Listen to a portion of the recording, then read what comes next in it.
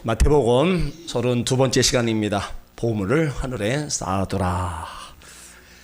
보물, 누구나 다 관심 있고 또 좋아하고 소유하기를 원하는 것이 보물입니다. 유대인 탈무드 가운데 이런 말이 있습니다. 물질을 다스리라. 그러면 가장 좋은 충복이 될 것이다. 충복, 주인을 중심으로 섬긴다는 거죠. 그렇지 못한 물질은 그에게 잔인한 폭군으로 다가올 것이다. 우리는 하나님 나라 시민권을 가진 자들입니다. 이 땅에 우리가 살고 있지만 항상 관심은 천국에 두고 살아야 됩니다. 돈에는 세 가지 기쁨이 있다 그러죠. 버는 기쁨이 있고 또 지키는 기쁨이 있고 쓰는 기쁨이 있습니다. 돈을 열심히 벌면 그 벌 때 기쁩니까? 안 기쁩니까? 돈 다 벌어보셨죠?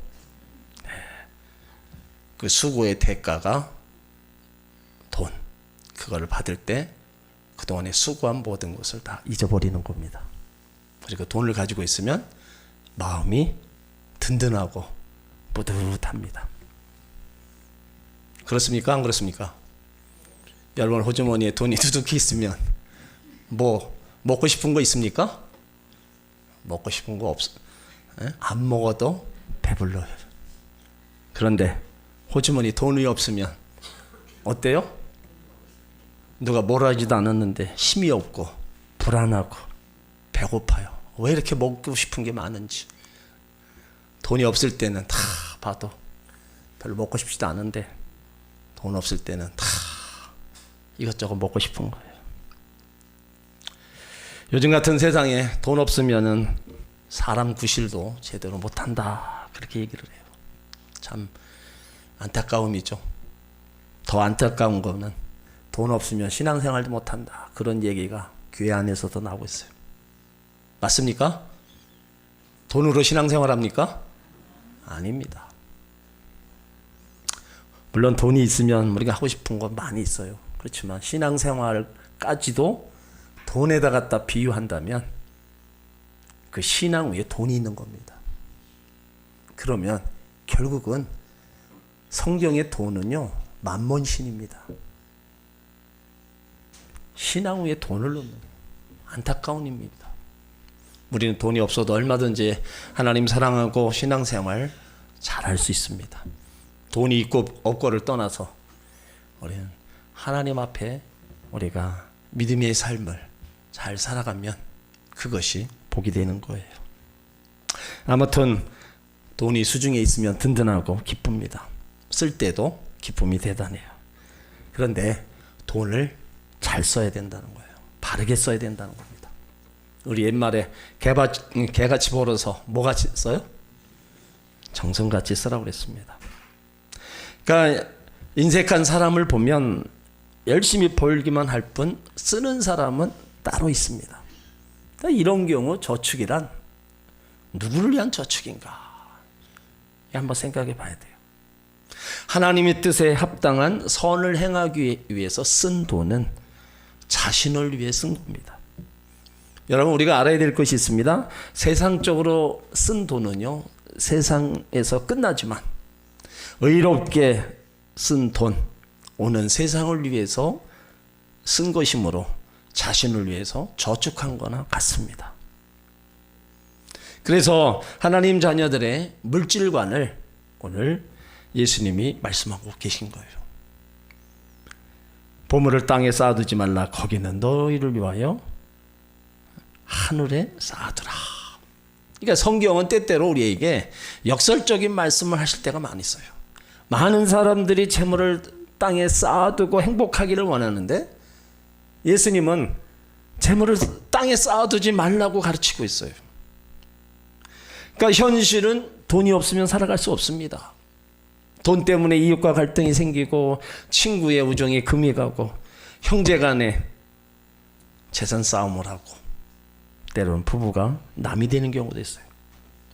돈은 꼭 우리에게 필요한 것인데 돈 때문에 싸움이 벌어지고 살벌하면 안 되는 겁니다. 스코틀랜드 속담에는요, 돈은 노력으로 얻고 근심으로 지키다가 그것을 잃으면 슬픔이 온다. 참 맞는 얘기예요. 수고하고 땀 흘리면서 돈을 얻었는데 그 돈을 근심하면서 지키다가 잃으면 슬픔이 온다.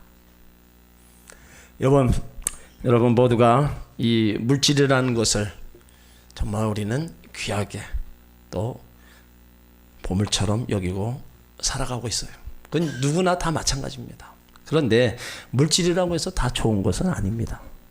그것은요, 합당할 만한, 감당할 만한 능력이 있고 다스릴 줄 아는 사람이 축복이 되는 겁니다. 교만하고 완악하며 부패한 사람들은 오히려 돈 때문에 마음이 병듭니다. 육신이 병들고 고생하는 사람들 많이 있어요. 그래서 성경이 말하는 물질관을 우리는 분명히 알고 그렇게 물질을 다스리면서 또 쓰면서 우리가 생활을 해야 된다는 겁니다. 성경은요, 물질을 죄악시하지 않습니다. 기독교는 물질을 죄악시하지 않는다는 겁니다. 예수 믿는 사람 부자 돼야 됩니다. 성경에 아브라함이나 이삭, 야곱, 다윗, 솔로몬 다 부자였습니다. 물질 없이는 우리의 삶도 우리의 선교도 불가능한 거예요. 그러니까 어떻게 해요? 돈을 많이 벌어야 됩니다. 여러분이 다 부자가 되셔야 돼요. 부자 되기 싫으세요? 네. 여러분이 다 하는 일이 잘 되고 다 형통하고 다 부자가 되셔야 돼요. 그런데 뭐예요? 쓰는 것이 중요하다는 겁니다. 요한에슬레는 돈을 많이 벌어라, 힘껏 벌어라, 그리고 하나님 뜻대로 써라 말했습니다. 돈 자체는요, 선도 죄도 아닙니다. 잘 쓰면 선이 되고 잘못 쓰면 죄가 되는 거예요. 또 물질을 우상화하지 말라는 겁니다. 물질이 우상화되어서는 안 된다. 물질을 다스려야 된다는 겁니다. 어떤 사람들은 물질 때문에 거룩한 주의를 놓치고 돈 버는 일에 매달립니다. 어찌 보면 뭐 안타까운 일이기도 하고 또 그렇게 할 수밖에 없는 그런 상황이라면 또 어쩔 수도 없는 거예요. 마태복음 19장 16절에 보면 한 부자가 예수님하고 대화를 나누죠. 청년이 선생님, 내가 무엇을 행해야 영생을 얻으리까? 그때 예수님은 계명들을 지키라. 그 청년이 어느 계명입니까? 살인하지 말라, 간음하지 말라, 도둑질하지 말라, 거짓 증거하지 말라, 내 부모를 공경하라, 내 이웃을 내 몸과 같이 사랑하라. 이것들을 지켜라 이거예요. 그 청년이 신이 나서 이 모든 것들을 내가 다 지키고 있다는 거예요. 아직도 부족한 것이 다 지키고 있다는 거예요. 자신 있게 대답합니다. 그러자 예수님이 하신 말씀이 내가 온전하고자 할진대 가서 내 소유를 팔아 가난한 자들을 주라. 그리하면 하늘에서 보화가 내게 있으리라. 그리고 와서 나를 쫓으라. 그런데 청년이 재물이 많음으로 이 말씀을 듣고 근심해서 갔다고 그랬습니다. 청년은요, 도덕적, 윤리적, 신앙적으로 흠잡을 데 없는 사람이었어요. 근데 재물을 자기를 위하여 쌓아둔 것이 문제였어요. 결국은 그 재물 때문에 그 영생, 자기가 어떻게 영생을 취해야 되니까 그 영생을 주신 예수님을 완전히 두고 떠났다는 겁니다. 여러분, 지금도 물질 때문에 참 떠나는 사람 많잖아요. 어떤 사람은 이 돈 때문에 굉장한 서름을 많이 받습니다. 한이 맺히도록 고생을 많이 해요. 그래서 돈을 벌어서 복수하자, 돈을 벌어서 한을 풀자 생각합니다. 돈을 복수하기 위해서 버는 것도 아니고요, 한을 풀기 위해서 버는 것도 아닙니다. 이 돈은 말 그대로 우리의 삶에 필요한 부분이에요. 성경에 돈 때문에 고생한 사람 나오죠. 누가복음 19장에 삭개오입니다. 키도 작고 외모도 볼품없는 사람. 그 삭개오는 돈이 있어야 행세할 수 있다 믿고 돈을 긁어모으는데 아주 애착하고 매달렸습니다. 동족을 죽이고 나라를 팔아먹는 것에 대해 죄책감도 없었어요. 부지런히 세금을 걷어들이고 각종 부정부패에 손들을 댔습니다. 매국노라는 소리를 들릴 때마다 귀를 막고 악착같이 돈을 모았어요. 근데 그게 행복했어요? 그는 마음이 고독했고 외로웠어요. 그리고 불안했습니다. 그러자 예수님 만나고 그가 첫 번째 한 고백이 누가복음 19장 8절입니다. 삭개오가 서서 주께 여짜오되 주여 보시옵소서 내 소유의 절반을 가난한 자들에게 주겠사오며 만일 누구를 토색한 일이 있으면 4배나 갚겠나이다. 삭개오의 물질관에 대혁명이 일어난 겁니다. 지금까지 재물을 위해 평생을 살아왔던 그가 예수님 만나고 보니까 그 재물이 별 볼 일 아니었어요. 그 재물만을 쫓아간 살아갈 이유가 없다는 것을 깨닫게 된 겁니다. 우리 하나님 자녀들에게 주어진 이 보물을 우리는 하나님 뜻에 맞게 사용해야 된다는 거예요. 절대로 우상처럼 여겨서는 안 됩니다. 그러니까 많이 벌고 힘써 벌어서 하나님 뜻에 맞는 그런 물질이 사용되어져야 된다는 거예요. 물질이 목적이 되어서는 안 된다는 겁니다. 어디까지나 돈은 살기 위한 수단일 뿐 인생의 목적이 될 수가 없습니다. 우리 인생의 목적은 뭡니까? 먹든지 마시든지 무엇을 하든지 하나님의 영광을 위해서 하는 겁니다. 그렇기 때문에 우리는 하나님의 자녀로서 하나님의 영광을 위해 우리가 살다 보면 하나님이 그 부수적인 것은 우리의 수고하고 애씀에 대한 결과물은 하나님 때를 맞춰 주시는 겁니다. 언젠가 크게 실패한 집사님이 다 망하고 나서 이제 간증한 부분이 뭐냐? 내가 쓴 돈 중에서 예배당 지을 때 하나님께 바친 것만 남았다. 그렇게 없어질 줄 알았으면 더 많이 좀 더 하나님께 바칠 걸. 많은 것을 바치지 못하고 내가 돈을 다 써버린 것을 후회하는 모습을 봤어요. 자, 이런 걸 보면 우리는 하나님의 뜻에 따라 쓴 것만 남는 것이라는 걸 알아야 됩니다. 현재 내가 가지고 있는 저축하고 있는 모든 거 다 내 소유가 아니라는 거예요. 그렇기 때문에 너희 보물을 너희를 위하여 보물을 땅에 쌓아두지 말라. 여기 땅이란 세상을 뜻합니다. 쌓아둔다는 건요 저축뿐만 아니라 소비까지 다 포함하는 말이에요. 재물을 자기 중심으로 모으거나 저축하거나 사용하는 것을 가리켜 땅에 쌓아둔다 이렇게 표현을 했습니다. 그러니까 보물이 땅에 있는 동안에는 누구의 것이 될지 모릅니다. 누가복음 12장 15절로 21절에 보면 그 어리석은 부자 이야기가 나와요. 그의 밭에 소출이 풍성해지자 내가 이제 먹고 마시고 쉬고 여러 해 동안에 다 먹을 것들이 다 있다. 헤아릴 수 없는 부요로 먹고 마시고 즐거워하자. 이때 하나님은 부자에게 어리석은 자라고 얘기해요. 왜냐하면 하나님이 그 부자의 생명을 빼앗아가면 재물이 네 것이 될 줄을 알지 못하기 때문인 거예요. 그러니까 지금 우리가 가지고 있는 보물들을 누구의 것이 될 줄을 모른다는 거예요. 오늘이라도 우리 생명을 거둬가시면 네 것이 되겠냐. 그래서 오늘 21절에 자기를 위하여 재물을 쌓아두고 하나님께 대하여 부여치 못한 자가 이와 같은 자라고 얘기하는 겁니다. 하나님이 주신 물질로 자기를 위해 쾌락을 위해 이 땅의 영화를 위해 살아간다면 참으로 어리석은 자이라는 거예요. 그러면 왜 보물을 땅에 쌓아두지 말라고 그랬어요? 19절에 보면 점과 동록이 해한다는 말입니다. 이 말은 세상의 재물은 영원하지 않다는 말입니다. 돈이라는 것은요 날아가 버리는 물건입니다. 여기 좀은 옷가지에 번식하며 망가뜨리는 거고 동록은 쇠붙이에 생기는 녹입니다. 녹이 쓸어서 부식되며 망가지고 만다는 거예요. 또 좀이란 자신을 병들게 하고 죄를 범하기 쉬운 상태를 의미합니다. 그래서 물질은 인간의 마음을 교만하게 하고 완악하게 만든다는 거예요. 때로는 정신적 타락으로 부패하게 만듭니다. 여러분 우리가 전도하더라도 가난한 사람들 우리가 전도하기 쉽습니다. 근데 부자들 전도하기 어려워요. 마음이 강팍하고 교만했기 때문에 나는 하나님 없어도 살 수 있다. 내 힘으로 얼마든지 누구의 도움 없이 나는 살아갈 수 있다. 이것이 부자들의 주장하는 바예요.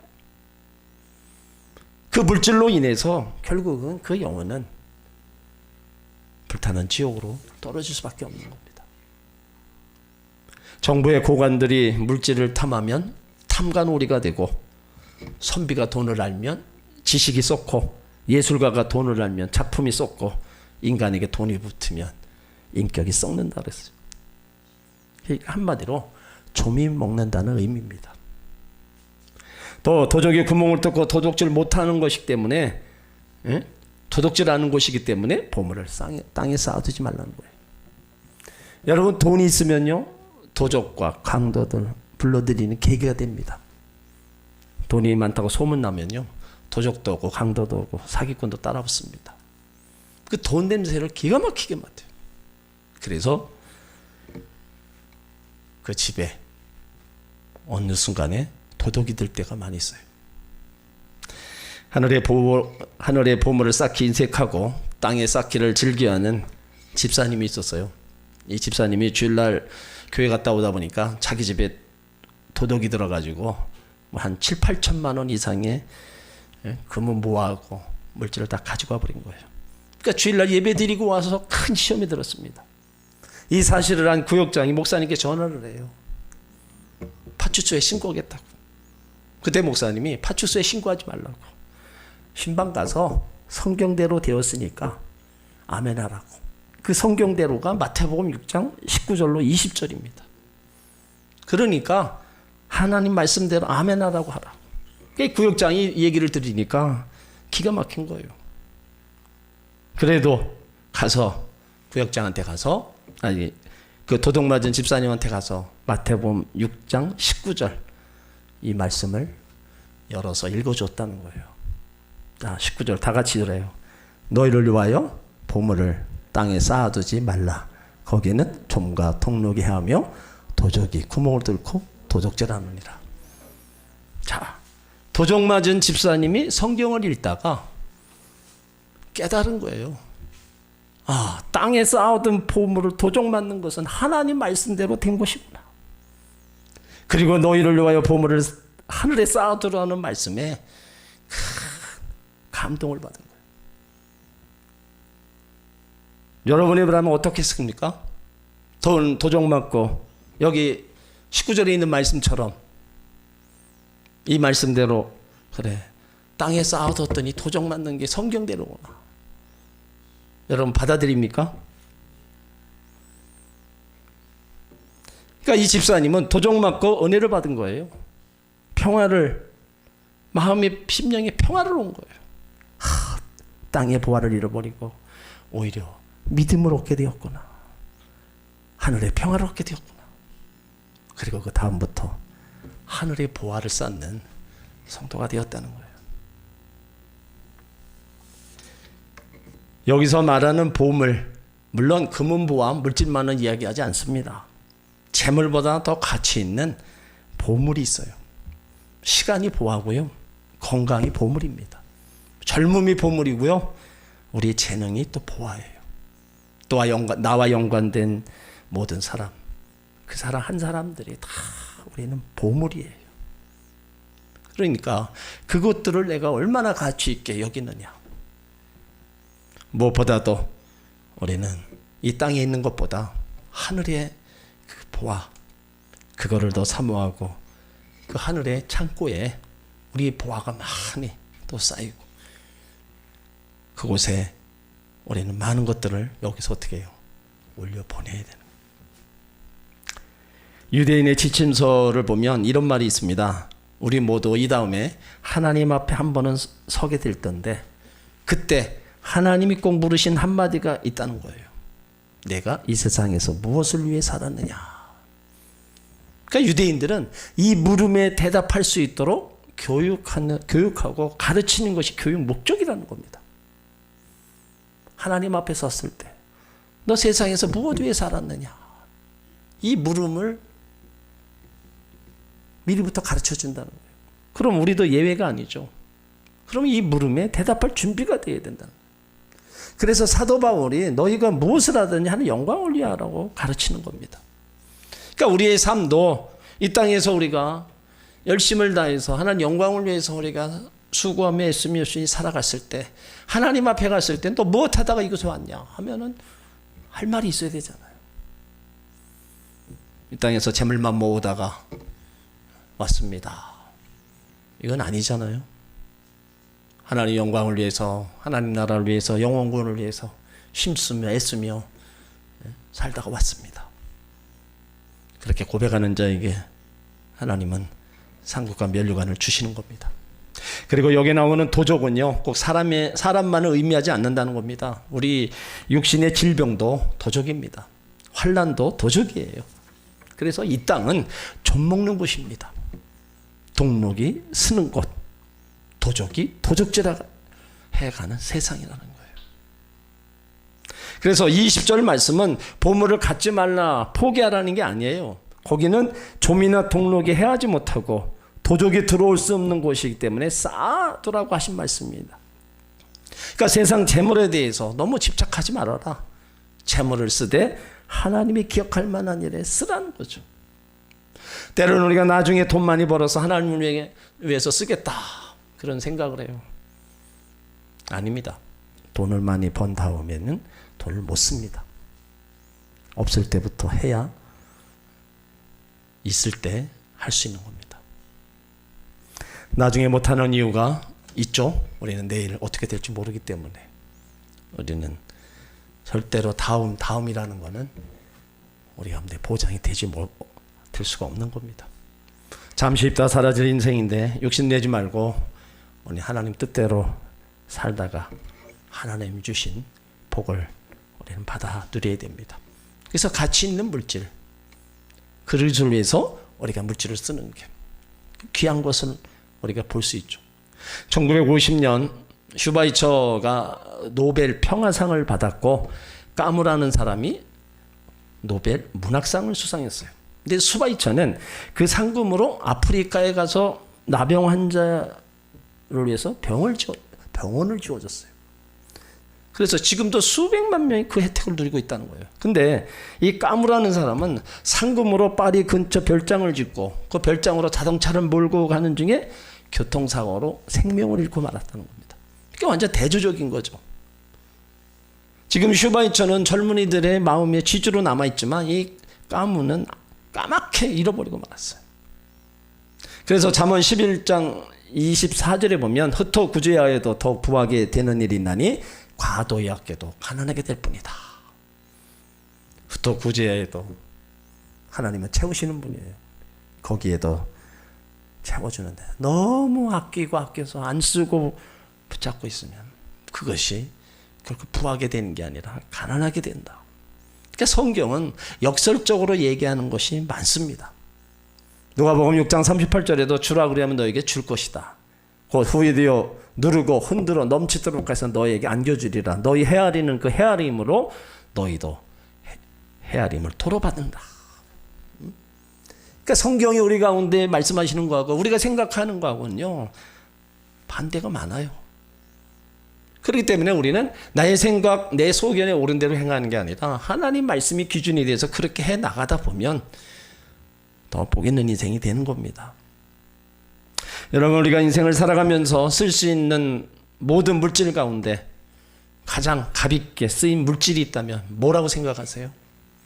그것은 하나님께 드린 예물이나 이웃을 위한 구제 예물입니다.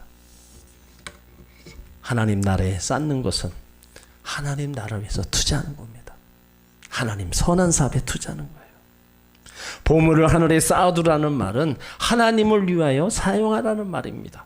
그리고 오직 너희를 위하여라는 말은요, 하나님이 너희에게 되돌려 주겠다는 의미예요. 하나님이 우리가 드린 것 받으시고 되돌려 준 게 뭐 있습니까? 우리가 이렇게 얘기할 수 있어요? 아니에요. 하나님이 우리 가운데 주신 걸로 일을 헤아릴 수가 없는 겁니다. 우리는 신앙생활하면서 의무적으로 쌓아야 할 보물이 있어요. 그것은 11조와 감사원금, 뭐 각종 예금이 되겠죠. 그럼 왜 하나님이 우리 가운데 물질을 원하고 있느냐? 그것은요, 우리 마음의 중심에 물질보다 하나님이 계시도록 하기 위함입니다. 그래서 21절에 내 보물이 있는 그곳에는 내 마음도 있다. 그러니까 바로 이것이 보물을 하늘에 쌓아두어야 할 목적이고 이유입니다. 보물이 있는 곳에 내 마음이 있기 때문이라는 거예요. 그러니까 이 말씀의 초점은 사람들의 마음이 하나님께 향하기 위함이라는 겁니다. 보물이 있는 곳에 마음이 가게 돼 있다는 거예요. 그리고 보물은 하늘에 쌓아둔 자는 마음이 하늘에 가 있는 겁니다. 하나님은 우리 마음의 중심을 보시고 축복하시는 분이에요. 여러분, 우리가 누구를 만나고 또 뭐 병원에 문병을 가고 이럴 때 우리가 그냥 가지 않습니다. 그 사람에게 관심이 있고 마음이 있으면 뭐라도 들고 가요. 근데 나와 아무 상관없으면 안 들고 갑니다. 그만큼 이 마음이 있느냐 없느냐에 따라서 내 행함이 또 달라지는 겁니다. 하나님께 내 마음이 향해 있다면은요, 하나님 앞에 내가 행할 바를 행하는 거고, 내가 저 사람에게 마음이 있다면 내가 저 사람에게 내가 단 무엇이라도 줄 수 있다는 거, 그건 마음이 있기 때문에 그렇게 하는 거예요. 마찬가지로 교회에 관심 있는 성도는요, 마음이 하나님께 있는 성도입니다. 그렇기 때문에 하나님께 우리는 뭐예요? 계속 투자해야 돼요. 하나님께 마음이 있는 자는 하나님이 책임져 주십니다. 그러니까 하나님을 위해서 내가 행하는 모든 것들은 공짜가 아니라는 거, 그걸 분명히 아셔야 돼요. 보상을 바라는 것은 아닙니다. 하지만 하나님이 알아서 때에 맞춰서 주신다는 거예요. 물질이 있는 그곳에 마음이 있다. 마음이 있어야 우리가 그곳에 물질이 또 가는 거예요. 이렇게 보물에 대해 말씀하시다가 갑자기 이제 눈에 대한 말씀이 나와요. 자, 22절로 23절을 우리가 같이 읽습니다. 눈은 몸의 등불이니 그러므로 내 눈이 성하면 온몸이 밝을 것이요 눈이 나쁘면 온몸이 어두울 것이니 그러므로 내게 있는 빛이 어두우면 그 어두움이 얼마나 하겠느냐. 보물은 땅에 쌓아둔 사람은 마음이 땅으로 가 있으므로 심령의 눈이 어두워집니다. 마음이 하늘로 가면 눈이 밝아지고 마음이 땅으로 가면 눈이 어두워집니다. 그래서 눈의 이야기를 한 거예요. 영안이 열려야 하나님과 교통할 수 있습니다. 육신의 눈은 몸의 등불과 같아서 육신의 활동을 인도하는 겁니다. 마음의 지혜는 믿음의 등불로 신앙생활을 지도한다는 거예요. 그러므로 육체의 눈이 나빠지면 만물을 보지 못하고 답답합니다. 이와 같이 우리 마음의 지혜, 신앙의 지혜가 없으면 영육간에 어둡다는 거예요. 성도가 육체의 눈만 밝고 신령한 눈이 어두우면 현실과 물질의 가치만 알고 신령한 은혜의 가치를 깨닫지 못한다는 겁니다. 따라서 보물을 하늘에 쌓는 성도는 하나님을 보는 눈이 더 밝아진다는 거예요. 자, 에베소서 1장 17절로 19절을 한번 찾아보세요. 사도 바울이 우리 안에 그 눈을 밝히시는 하나님에 대해서 말씀하고 있습니다. 에베소서 1장 17절로 19절.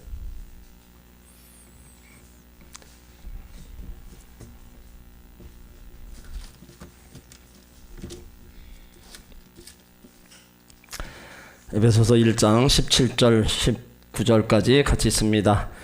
우리 주 예수 그리스도의 하나님 영광의 아버지께서 지혜와 계시의 정신을 너희에게 주사 하나님을 알게 하시고 너희 마음의 눈을 밝히사 그의 부르심의 소망이 무엇이며 성도 안에서 그 기업의 영광의 풍성이 무엇이며 그의 힘의 장력으로 역사하심을 따라 믿는 우리에게 베푸신 능력의 지극히 크심이 어떤 것인을 너희로 알게 하시기를 구하노라. 마음의 눈이 밝아져서 신령한 은혜의 가치를 깨닫는 그런 은혜가 있다는 거예요. 그러니까 우리의 눈이, 육신의 눈이 어두웠을 때, 또 우리의 힐령한 눈이 우리가 뜨고 밝아졌을 때 분명히 차이가 있잖아요. 육신의 눈이 어두면 세상에 살아가기 힘들지만 영안에 우리가 육신의 눈이 밝으면 세상의 것을 다 보고 우리가 피할 거 피하고 행할 거지 말 거 다 그렇게 삽니다. 마치 영안의 눈도 마찬가지예요. 하나님 나라에 대해서 우리가 분명히 알고 있다면 보물을 하늘에 쌓아두는 그런 지혜자의 삶을 살아갈 수 있다는 겁니다. 그러면서 24절에 결론적으로 얘기하시는 거예요. 자, 24절을 읽습니다. 한 사람이 두 주인을 섬기지 못할 것이니 혹 이를 미워하며 저를 사랑하거나 혹 이를 중히 여기며 저를 경히 여김이라. 너희가 하나님과 재물을 겸하여 섬기지 못하느니라. 하나님과 재물을 겸하여 섬길 수 없다는 말입니다. 우리는 둘 중에 하나를 선택해야만 돼요.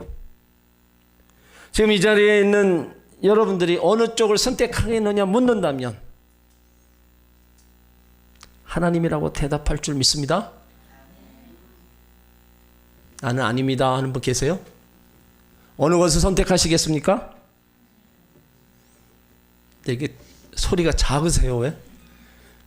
물론 이왕이면 둘 다라고 생각할 수도 있어요. 둘 다. 그런데 성경은 뭐래요? 이를 미워하면 저를 사랑하고 저를 중히 여기면 이를 중히 여기면 저를 경히 여긴다. 그러니까 두 가지는 안 된다는 거예요. 이게 되면 얼마나 좋겠어요. 근데 안 된다는 거예요. 그래서 너희가 하나님과 재물을 겸하여 섬기지 못한다. 성경이 얘기하고 있어요. 여러분 분명히 아셔야 돼요. 재물을 붙잡고 재물을 쫓아가면 다 잊어버리는 겁니다. 그 재물로 인해서 결국은 내가 얻은 것 같지만 세상 끝날에 가서는 아무것도 남는 게 없어요. 근데 내가 지금 재물이 없어도 하나님 붙잡고 하나님을 선택하고 가다 보면 따라와요. 따라오고 세상 끝에 가서도 우리가 주님 앞에 서는 거예요. 그래서 두 가지 중에 하나만 택하라는 거를 분명히 얘기하신 거예요. 그 자꾸 재물에 미련을 두고 이것도 있었으면 그런 마음이 있다 할지라도 내 선택은 하나님. 어떠한 경우에도 나는 하나님을 택하고 가는 그런 자녀가 돼야 된다는 거예요. 그래야 이 땅 것도 얻고 저 하나님 나라도 얻는 겁니다. 근데 지금 눈에 있는 보이는 이 재물 이것만 얻기 위해서 이것만 추구하기 위해서 밤낮 없이 일하고 하나님도 모르고 오로지 일에만 파묻혀 사는 이런 사람이 되다 보면 안타까운 겁니다. 그러니까 우리가 무엇이 중요한가를 우리가 먼저 알고 지혜자의 삶을 살아가야 된다는 겁니다. 어떤 사람이 자기를 찾아온 친구에게 술을 먹겠소, 밥을 먹겠소, 떡을 먹겠소 물었더니 이 친구가 대답하기를 이왕이면 술에 밥을 말아서 떡을 안주로 먹겠다. 그게 뭐예요? 다 먹겠다는 거예요. 응? 이게 사람이라 이렇게 욕심이 많은 존재입니다. 로이스 목사님 그 일화가 있어요. 어떤 농부가 밖에 나가서 일하다가 기쁜 표정으로 들어와요. 자기 아내한테 우리 소가 지금 2마리 새끼를 낳았다고 너무 기쁩니다. 그가 부인에게 얘기합니다. 한 마리는 하얀 소고 또 한 마리는 얼룩소인데 이 두 소 중에 한 마리는 잘 키워서 주의 사업을 위해 쓰고 또 한 마리는 잘 키워서 우리 위해 씁시다. 그러자 부인이 어떤 소를 주님께 드리고 어떤 소는 우리가 갖겠냐고 물어봐요. 그랬더니 이 남편이 지금은 둘 다 새끼니까 걱정 말고 잘 키우긴 하자. 근데 몇 달이 지나서 소가 하나 죽었어요. 근데 남편이 부인에게 얘기하기를 어떤 소가 죽었냐고. 그랬더니 하얀 소가 죽었다고. 그 얼룩소는 남아있다. 근데 그 하얀 소가 어떻게 주님의 소인지를 아냐고. 그랬더니 남편이 내가 주님의 소로 바칠 소로 이 하얀 소를 정해놨다. 그런데 그 소가 죽었다. 여러분 이건 뭘 얘기를 해요? 하나님이냐 재물이냐 먼저 결정하지 않으면 항상 주님의 소는 죽게 된다는 거예요. 이 사람들이 처음부터 하얀 소를 주님의 소로 정해놨습니까? 죽었을 때 내 거는 송아지 얼룩송이고 죽은 거는 주님의 소라고 그때 결정했다는 거예요.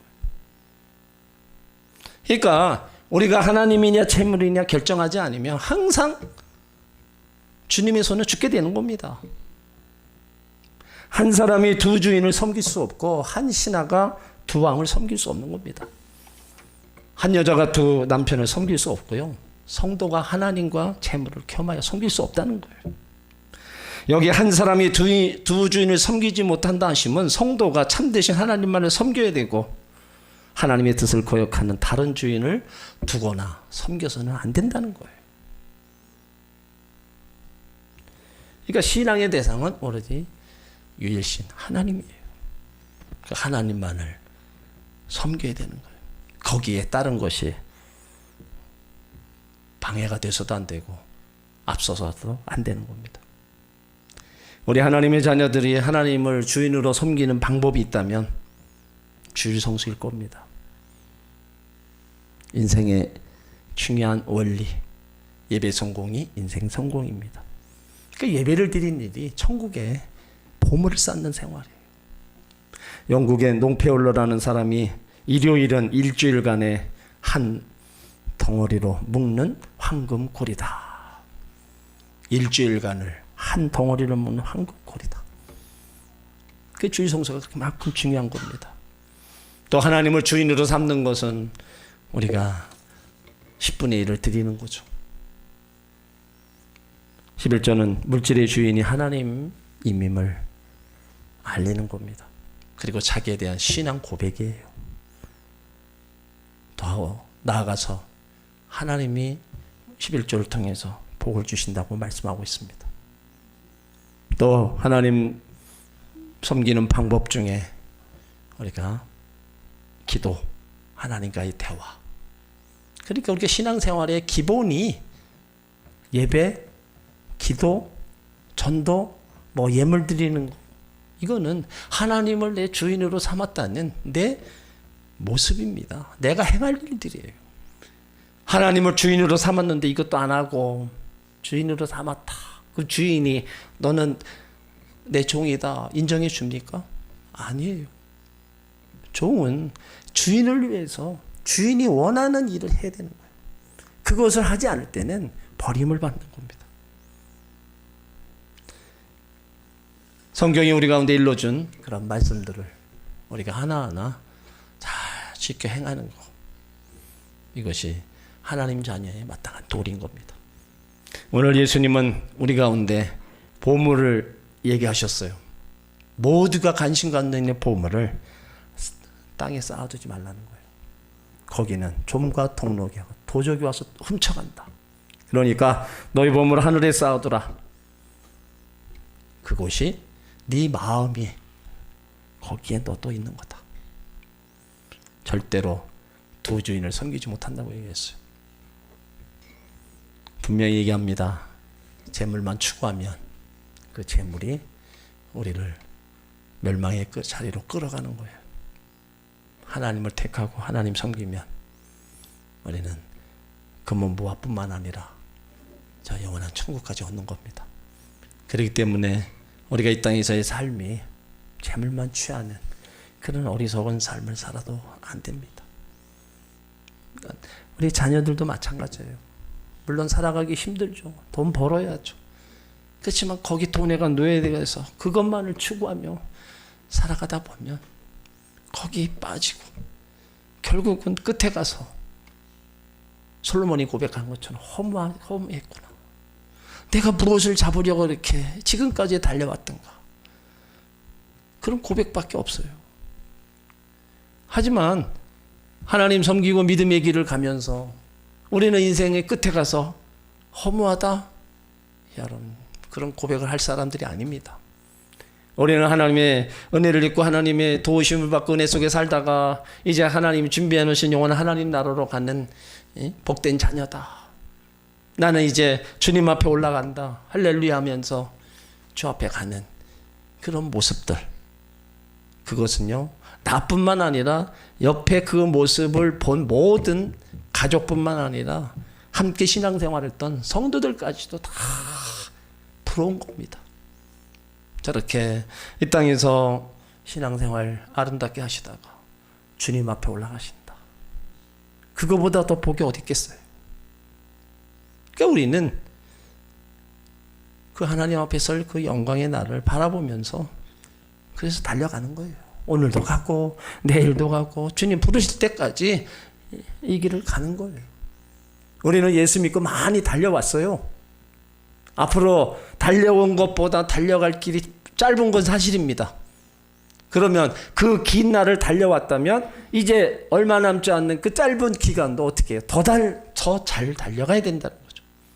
지금까지 달려왔던 것보다 더 잘 달려가야 돼요. 소망을 하나님께 두고 달려가는 믿음의 발걸음, 가볍고 더 평안할 겁니다. 이제 이 땅의 모든 하나님 주신 재물은 하나님 영광을 위해서 또 많은 사람의 덕을 쌓는데 또 사랑 실천하는데 할 수만 있다면 우리가 행하고 우리가 살아가는 그 모습, 결국엔 그것이 다 하나님 나라에 남는 겁니다. 여러분이 가지고 있는 재물 다 내놓으라는 얘기가 아니고요. 우리가 가지고 있는 재물들을 귀하게 쓰라는 거예요. 하나님을 위해서 먼저 쓰고 이웃을 위해서 다 우리가 쓰면 하나님은 또 흔들어 넘치도록 채워주시고 우리 마음이 하나님께 있음을 보여드리는 거예요. 그러니 하나님께 내 마음이 가 있다. 그 하나님 보시기에 네가 정말 나를 사랑하는구나. 그 사랑으로 우리를 또 감싸주시고 또 품어주시는 거예요. 그래서 신앙생활이라는 게 기쁨이고 행복입니다. 하나님과 함께하기 때문에. 오늘 예수님 말씀하신 이 말씀을 우리는 새겨듣고 더 하나님의 영광을 위한 아름다운 믿음의 길을 달려가야 될 줄 믿습니다.